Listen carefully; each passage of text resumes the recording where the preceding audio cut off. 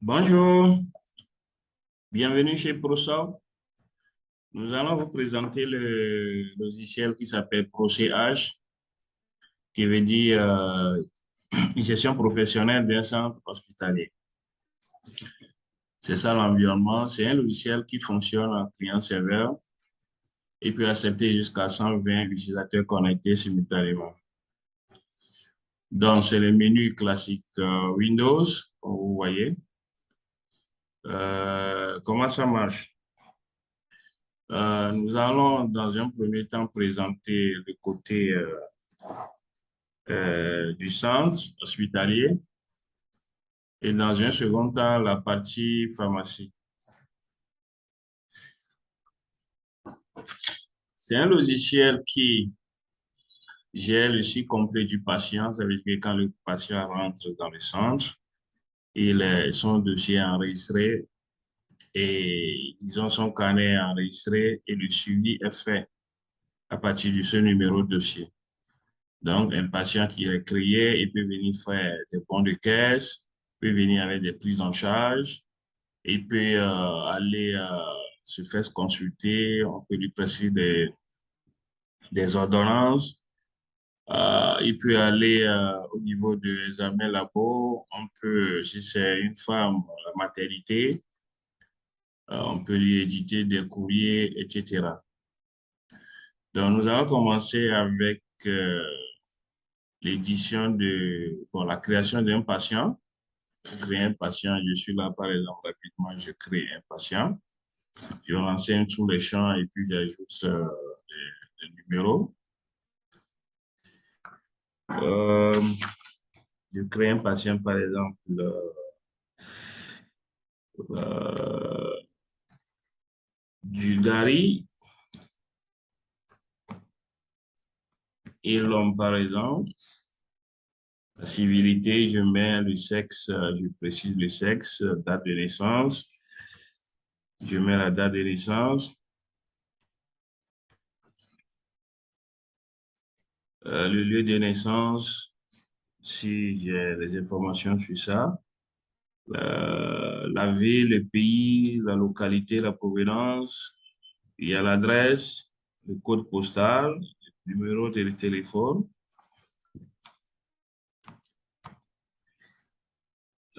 S'il y a un numéro de téléphone confidentiel, on met. S'il y a email, on met. Ici, s'il y a par exemple une société de prise en charge, par exemple pour le client, on met. Ou bien il y a assurance de prise en charge et un numéro de police. Donc, en gros, on va sélectionner la profession. Le type de patient, soit c'est fonctionnaire. Tout ça, là, ce sont des tables qu'on gère, c'est fonctionnaire ou non renseigné. La religion, l'ethnie, s'il y a un docteur externe, on sélectionne. Maintenant, il y a le groupe sanguin, s'il y en a, on connaît son groupe sanguin, et puis il y a le phénotype, et puis il y a les personnes à prévenir. Et s'il y a une photo, on peut prendre une photo comme on peut directement prendre la photo à partir de l'ordinateur. Bref, disons, l'accueil peut prendre directement la photo. Donc, je vais joindre un document sous forme de photo.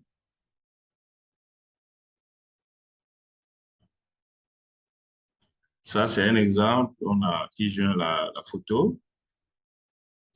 Et puis, le patient est créé. En réalité, ça dépend des formats. Ça peut s'agir d'une carte Evolis ou d'un document comme ce qu'on voit à l'écran. Donc, le patient avec son numéro. Voilà. Donc, ce patient peut aller à la caisse pour faire le bon de caisse.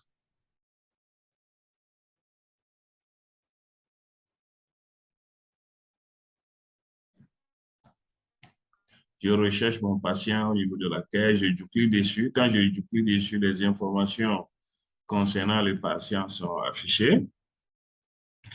Peut-être il est là pour une consultation, je recherche l'acte, consultation peut-être générale. qui est par exemple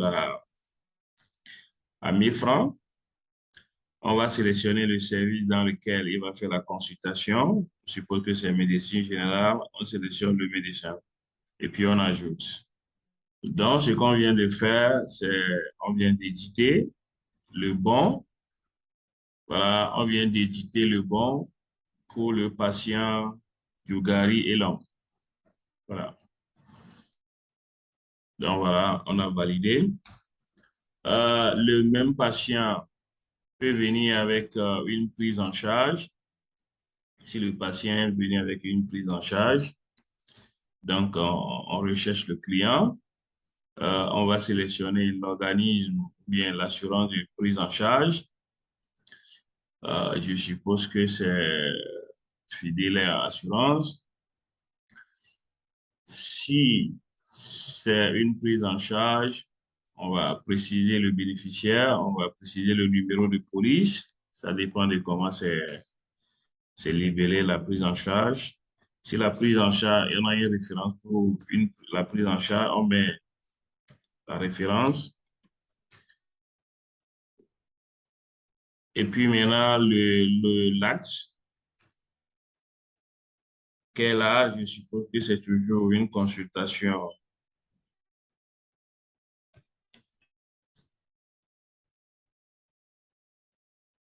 Une consultation kinéthérapie. Donc, j'écris deux fois dessus. Bon, ici, dans mon exemple, il y a le taux de prise en charge, c'est 90%. Dans c'est quel service? Je sélectionne le service et puis le médecin, j'ajoute. Donc, il peut, par exemple, sur le même bon, on peut avoir plusieurs éléments. En dehors des consultations, je suppose il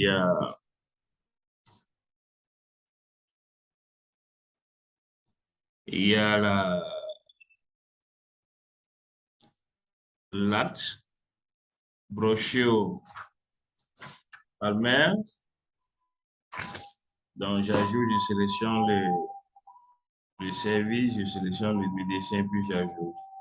Donc, ce que je viens de faire, ça veut dire que je viens d'éditer un bon de prise en charge. Donc, voici le contenu. Il y a le client qui va payer les 10% sur son reçu, comme on est en train de voir ça sur le bon. Et puis, le total donne 1600.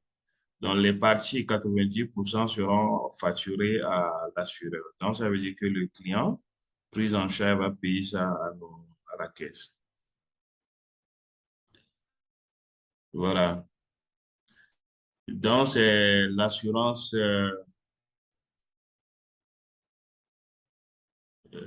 Fidela que j'ai pris. Ça veut dire qu'en fin de période, ceux qui font l'édition des factures de prise en charge, ils vont aller sélectionner, par exemple, l'assurance Fidelia. Et tout ce qui est édité au cours de la période comme prise en charge non facturée s'affiche.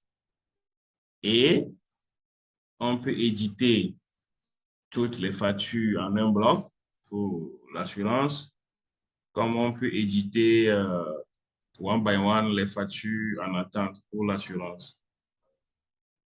Donc, je vais donner l'exemple là, quand on veut facturer pour l'assurance. La facture qu'on vient de faire, dont la prise en charge était 90%, voici la contrepartie pour l'assureur. Voilà. Donc, notre hôpital, en fin de, ça dépend de la périodicité, va envoyer les factures assureurs à l'assuré. Donc, à l'assureur. Voilà. Donc, voilà pour tout ce qui concerne les bons. Les bons, ça veut dire que tout ce qui est acte analyse, radio, c'est défini dans les rubriques. On va les retrouver ici.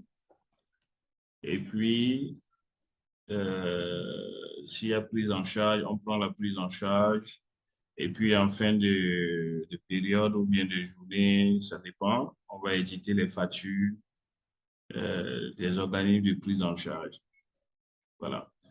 Notons que quand on prend les organismes de prise en charge, il y a plusieurs façons de faire. On peut avoir organisme de prise en charge avec des taux par défaut. On peut avoir organisme de prise en charge avec des tarifs comme le cas de l'INAM, c'est-à-dire les tarifs sur les articles. On peut avoir société de organisme de prise en charge et puis société de prise en charge. Ça veut dire quoi? Ça veut dire que vous avez un employé, par exemple, qui travaille dans le cas de figure euh, dans la société électricité togolaise, mais qui a son assurance à Fidelia. Donc, au moment de faire le bon, on peut envoyer la partie employée, c'est-à-dire le tiers payant à l'employeur, et puis envoyer la partie assureur à l'assureur. Voilà.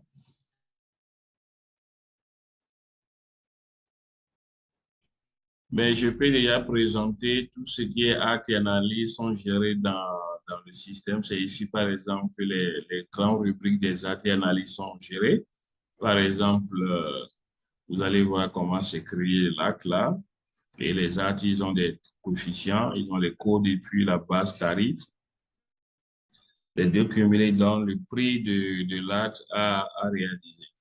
Dans les actes et analyses sont enregistrés, créés dans cette table. Maintenant, je vais au niveau de la partie pharmacie. Au niveau de la partie pharmacie, c'est ça qui est là. Je clique sur la vente pharmacie. C'est la même présentation. Celui qui a le droit de faire la vente au niveau de la pharmacie ou bien de dépôt des articles d'urgence. Donc, il est là, il peut vendre.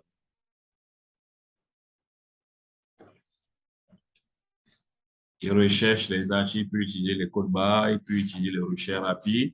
Donc, lui, il va vendre ses articles. Tout dépend des formats. Et puis, il a donné son reçu. On peut avoir le format ticket de caisse, le format A4, le format paysage de A5, ainsi de suite. Donc, c'est comme ça qu'on fait la vente à la pharmacie. Voilà. De la même manière, au niveau de la pharmacie, on gère les prises en charge, on gère les tiers payants. Donc, un client qui est là, il veut acheter, par exemple, c'est une prise en charge. On va sélectionner la société de prise en charge Fidelia, par exemple. Quel est le nom de l'assuré? Il met le nom, par exemple. Il tape le nom. Et Djadjou Kolani. Ici, on précise le bénéficiaire. Bon, moi, je mets bénéficiaire légal assuré. On met le numéro de police. Si c'est ici, ça dépend des cas. Les gens utilisent les cas d'identité. On met les numéros de téléphone. Et s'il y a un référent de prise en charge, on met. Et puis, on prend l'acte, ou bien pas l'acte, mais on prend l'article et on ajoute. Voilà. Ça, c'est une prise en charge. Mais par défaut ici, le taux, c'est 90%. Mais il arrive que sur certains articles, des gens qui viennent avec des prises en charge, c'est-à-dire où c'est bien précisé les taux. Donc, on peut avoir 90% de certains articles, mais pour d'autres, peut-être 50%. Et il y en a même, on peut dire, ben, c'est pas prise en charge. Ça veut dire que le taux, c'est zéro. D'accord? Donc, c'est ça, en fait. Le client, sur le reçu du client, lui, il va payer sa partie 10%, 10%. Il y a une qui est prise à 50%, l'autre qui n'est même pas du tout prise en charge. Voilà. Et de la même manière, de manière très, très simple, en fin de période, toujours, on va voir qu'on prend notre assurance. On va voir sa contrepartie qui attend la facturation. Donc, voilà, c'est ça la contrepartie. Donc, ça sera la facture à envoyer à l'assureur. Donc, on voit très bien que la dernière partie, ça figure bel et bien sur la facture, mais c'est le montant pris en charge, c'est 0 francs. Et le taux, c'est 0 également.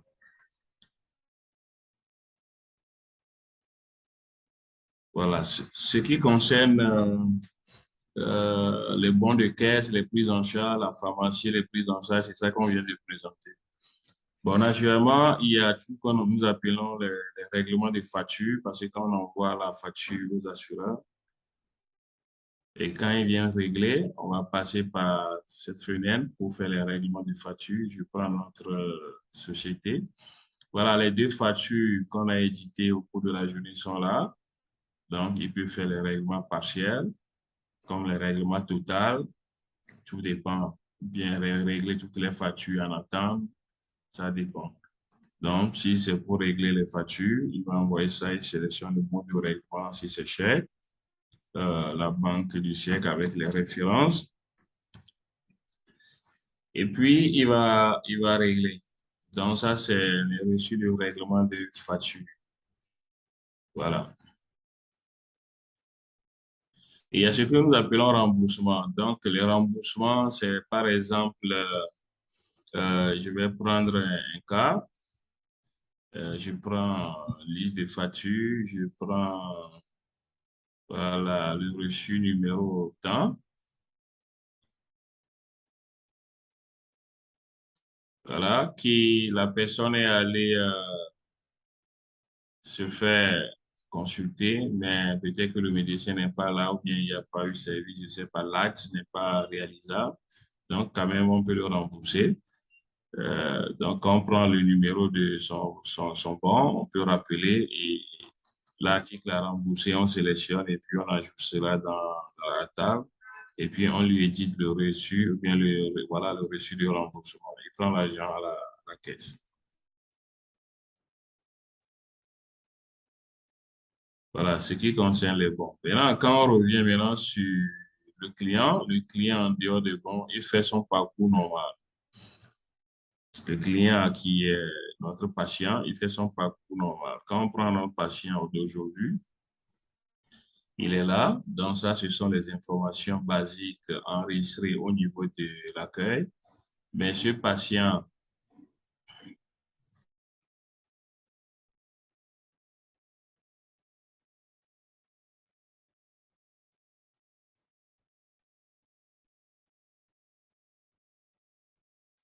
voilà, ce patient, voilà, quand je prends, je dis les informations basiques, quand il va au niveau, ce patient va au niveau de la consultation.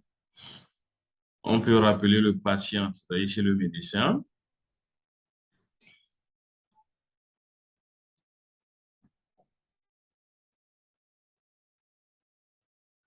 Un instant, je vais rechercher notre patient de Sedjougari. Donc, il peut aller au niveau de la consultation. On recherche le patient. Bon, je crois, bon, voilà, sorry, hein. On recherche le patient et on le rappelle. Quand on rappelle le patient, maintenant, il y a des informations de l'accueil qui sont là, c'est-à-dire les informations générales, l'assurance, tout ce qu'on voit ici, que ville, personne à prévenir jusqu'à la fin. En dehors de ça, maintenant, nous avons des paramètres que le médecin va compléter ou bien l'assistant, les températures, les poids, les tailles, etc. Il y a maintenant la consultation proprement dit, il y a ce qu'on appelle les motifs, les interprétations, état matrimonial historique, etc.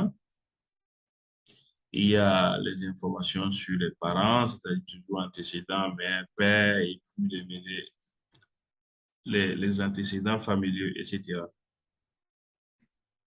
Voilà. Donc, un patient, on peut lui prescrire aussi ordonnance. Quand on va lui faire ordonnance, je prends notre patient par exemple. Quelle ordonnance? Supposons que c'est un produit un produit de ce genre qu'on veut lui prescrire, on va dire unité ses boîtes. On lui dit, voilà, commentaire à prendre euh, avant le repas. Bon, bref, ça, c'est par exemple ordonnance euh, numérique qu'on peut éditer, d'accord? Et c'est le médecin, c'est le docteur B, et puis je peux valider un instant, je n'ai pas sélectionné le dossier patient. Donc, je peux valider l'ordonnance là pour le patient.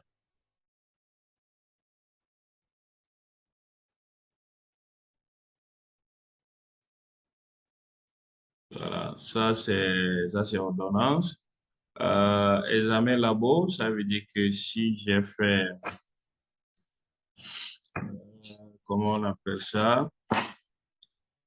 Euh, un instant, je vérifie si je peux trouver mon. Je vais rechercher au niveau des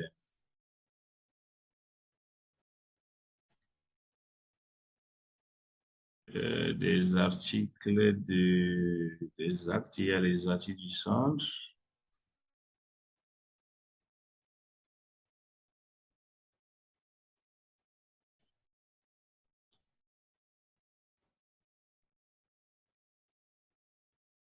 Voilà, si je prends par exemple cet article, donc je suis au niveau du centre, je recherche l'article en question, je l'envoie. Ça, c'est un examen qui se fait au laboratoire avec le docteur en question. Je prends mon client qui est Djougari. Donc, ça veut dire qu'en réalité, quand on édite le bon au niveau de la caisse, au niveau du labo, par exemple, au niveau du labo, on recherche le Jougari, ça veut dire que le bon, sans le bon, on va pas avoir la possibilité de,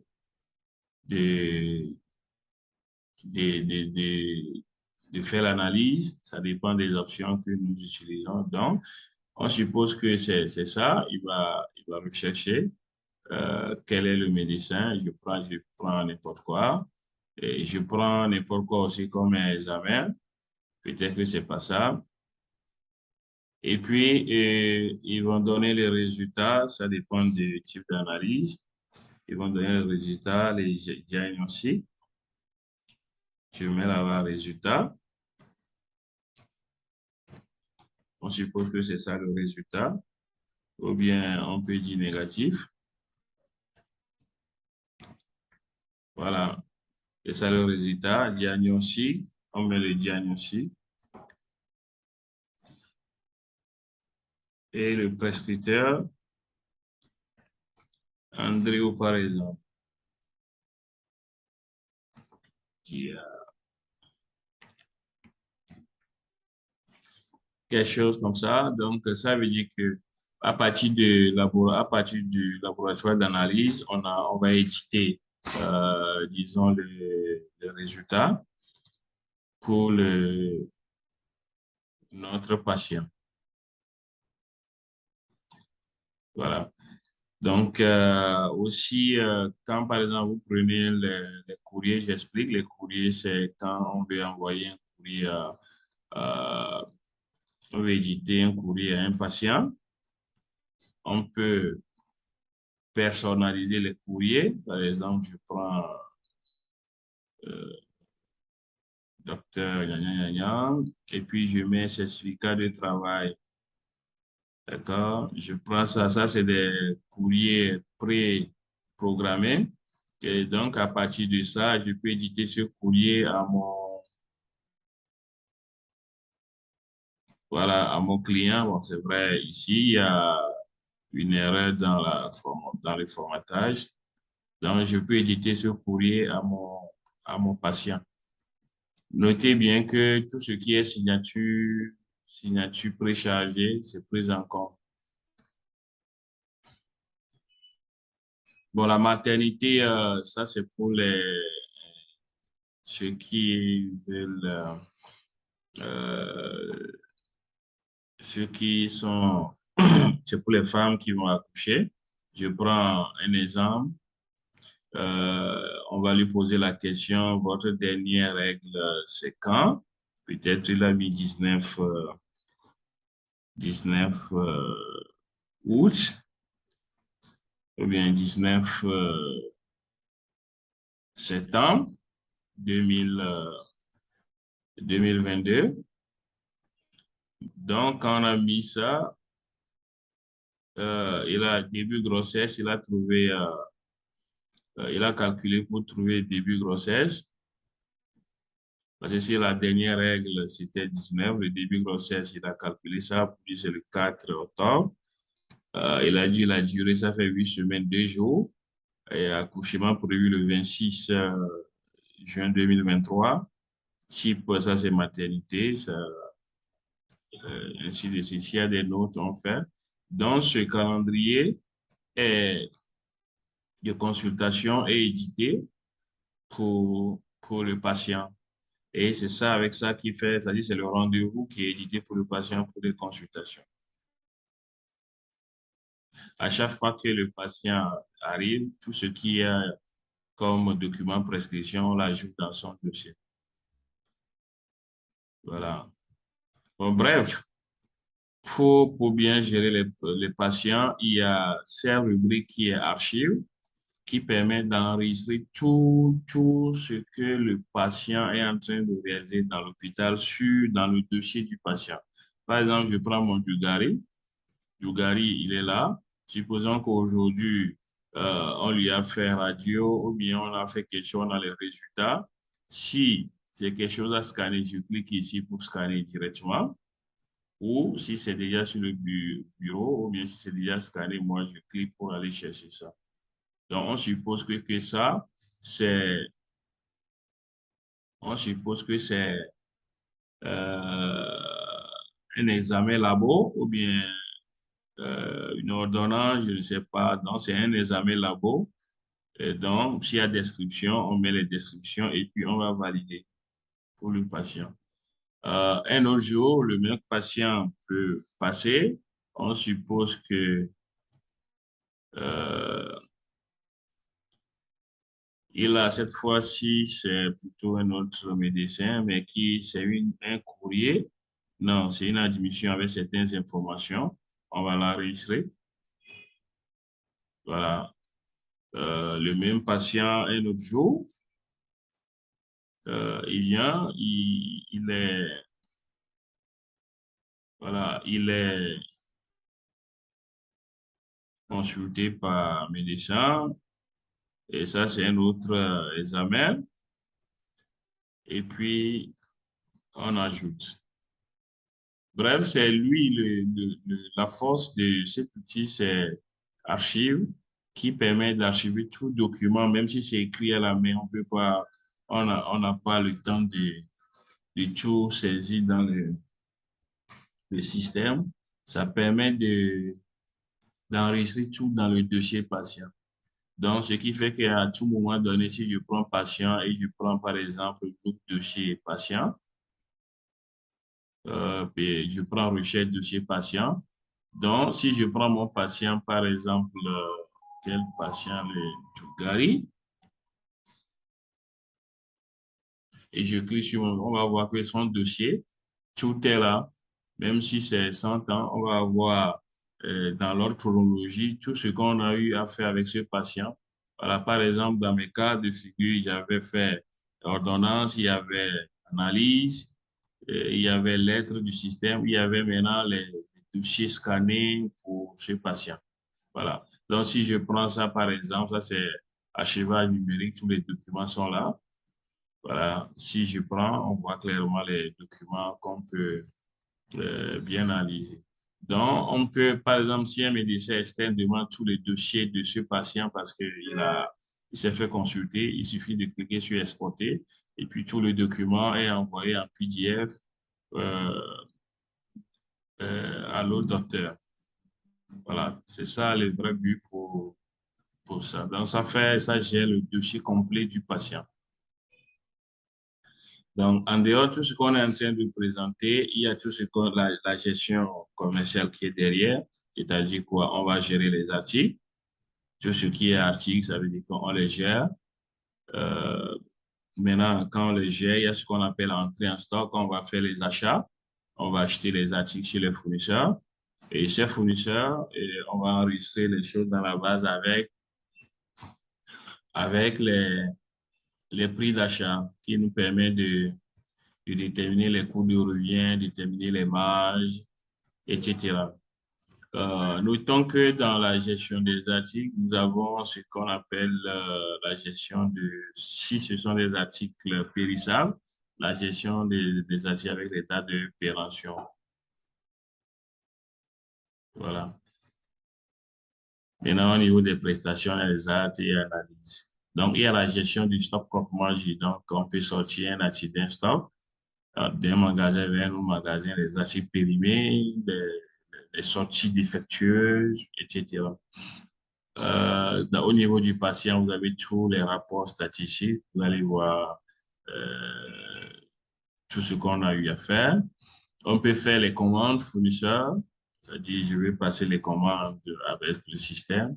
Il y a toute la caisse, tout ce que j'encaisse en fin de journée.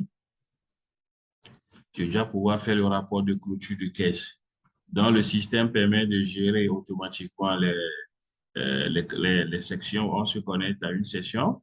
On travaille en fin de journée, on clôture la section. Et disons, les rapports de clôture de gestion sont automatiques. Bon, ça, je prends juste un exemple de rapport de clôture de section. Voilà, donc ça, c'est un rapport de clôture de section. Encaissement, espèce, tout est en espèce. Sinon, on peut avoir espèces, chèques, ça dépend, petit money ou flow, ainsi de suite. Ça, c'est les détails de tout ce qui a été encaissé par le caissier au cours de la section. Voilà, ça, c'est un exemple. Donc, toute la chaîne de facturation est là. On peut demander un devis, on peut faire le bordereau de la livraison des articles, après faire les factures, tout ce que nous appelons facture à voir, ainsi de suite. Et puis les autres rapports, par exemple, rapport détail des factures en prenant les TTC, etc. Ouais, donc, on a les rapports des clients pris en charge. Par exemple, par rapport à notre exercice, voilà, le client pris en charge, on a ces rapports. En dehors de ça, on va dans les états statistiques. Vous avez les principales éditions. Quand on prend les principales éditions, vous allez voir ici, liste des articles vendus par service, par organisme de prise en charge. Par exemple, si je prends ma période, voici ce que j'ai eu à réaliser. Donc, si je prends tout, il va tout afficher, mais si je prends par exemple l'organisme de prise en charge de Fidelia, c'est ça qui est là. Quand je prends POA, il n'y avait rien. Et quand je prends INAM, il n'y a rien, mais quand je prends Fidelia, il y a ça. Et tout est question de période. On a période début, période fin pour tout type de rapport. Donc, vous avez plein de rapports statiques vendus par service, par organisme de prise en charge, par service cumul, par service organisme de prise en charge, ainsi de suite, par patient, etc. Vous avez, par exemple, bon, ces genres de rapports qui vont définir la progression de votre chiffre d'affaires, vos réalisations dans l'entreprise, bon, dans le centre. Et ça, c'est pour les décideurs. Et ça, par exemple, c'est le chiffre d'affaires réalisé chaque année avec les coûts périodiques. Voilà. Vous avez, par exemple, le recouvrement par rapport aux assureurs, des factures clients non réglés. Vous allez voir tout ce qui n'est pas réglé, c'est dans la table. Le service recouvrement peut s'en occuper. Euh, Vous allez avoir les relevés de compte client, par exemple les assureurs, les sauts clients, liste des écarts, etc., etc. Et quand on parle des articles, il y a ce qu'on appelle les seuils de réapprovisionnement, par exemple les stades de sécurité, les seuils de réapprovisionnement. Donc, ces rapports qui sont ici nous permettent de savoir quels sont les articles à commander, quels sont les articles en cours de commande, ainsi de suite. Bon, bref, c'est ici on va gérer les principales tables, les tables de remise, journal de caisse, jusqu'à par exemple les tables de service. C'est ici qu'on va créer les services. Table des médecins, c'est ici on va créer les médecins qui travaillent dans notre structure. On a les types de patients, tout ce qu'on avait vu quand on crée le patient, c'est ici qu'on les gère. Donc, naturellement, on clôture l'année, puisque derrière, ça dépend des options, il y a la comptabilité qui est générée, les écritures comptables qui sont générées derrière. Voilà, donc on fait la clôture de l'année. Dans les options, il y a, bon, il y a pas autorisé, mais il y a la gestion des SMS, il y a les configurations système, etc., etc. En bref, le logiciel même, c'est basé sur la gestion des utilisateurs avec les droits appropriés. Et ce que j'ai fait, c'est les utilisateurs. On crée un utilisateur et on lui donne les droits. Je donne juste un exemple, un utilisateur qui s'appelle temps. Voici les droits qu'on lui a donnés. Un utilisateur qui, par exemple, cet utilisateur caisse, voici ses droits. Si je prends l'utilisateur là, voici les droits qu'on lui a donnés. Donc, par exemple, ici, si je coche les droits de vente pharmacie, c'est lui qui permet de faire la quête de la pharmacie. Et ici, il fait la quête du centre. C'est-à-dire, c'est lui qui édite les bons. Bon, bref, c'est les droits détaillés. Quand on se connecte, on fait le travail qu'on nous a autorisé de faire. Voilà. Donc, grosso modo, c'est un produit qui gère le patient de bout en bout, qui permet surtout de gérer de manière très, très simple les prises en charge, euh, permet d'avoir les rapports, permet d'avoir un lien entre le bon et de caisse et le laboratoire, si on le souhaite, permet de paramétrer, par exemple, les courriers, paramétrer les types d'examens labo que nous faisons dans le centre et surtout faire l'archivage de tout document pour le patient. C'est très, très utilisé parce que il y a des fois consultations saisies ici, les consultations, des fois, euh, c'est un peu long pour les médecins.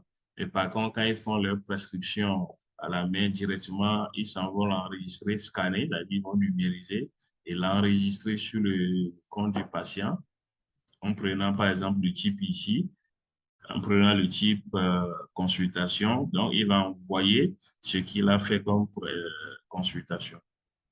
Il va l'enregistrer sur le compte du patient. Et c'est ça qu'on retrouve ici, par exemple, quand on prend n'importe quel patient.